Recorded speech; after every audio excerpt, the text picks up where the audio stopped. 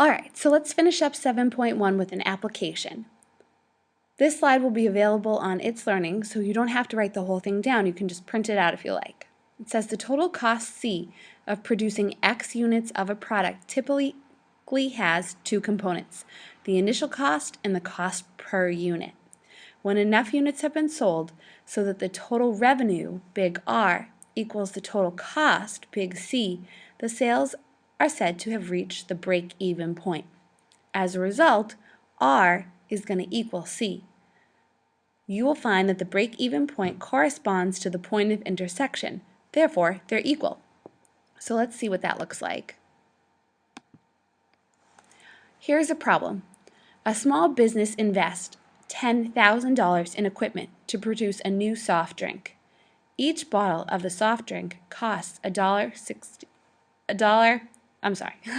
costs 65 cents to produce and is sold for $1.20. How many bottles must be sold before the business breaks even? Alright, so to figure that out, we need to come up with two equations and solve for the missing variable. So we have the cost, C, is equal to the cost per bottle, which in this case is 65 cents, times the number of bottles, which is our unknown X, plus the initial cost that you have to pay.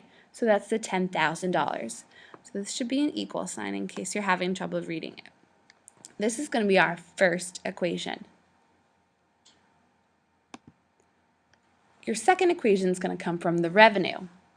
So your total revenue, which we said is big R, is going to equal the price per bottle times the unknown number of bottles. So your second equation is going to be R equals $1.20 X. Because this is the break-even point, R equals C, so we can also write that C equals $1.20 X. So far, so good? We've got two equations. So let's put them together to create a system. Our first equation is our cost equation, and we said that was 65 cents X plus the initial cost of $10,000. Then we said that R, or C, because they're equal, is 1.20x. So let's go ahead and use the substitution model, and we're going to substitute 1.2x into our C, and then we get this nice red equation. So they're equal. That was by substitution.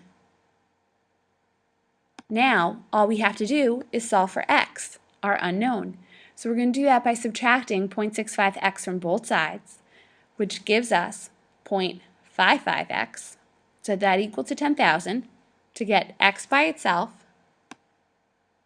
you divide both sides by 0.55, and you'll get that x equals 18,182 bottles. So that's your answer.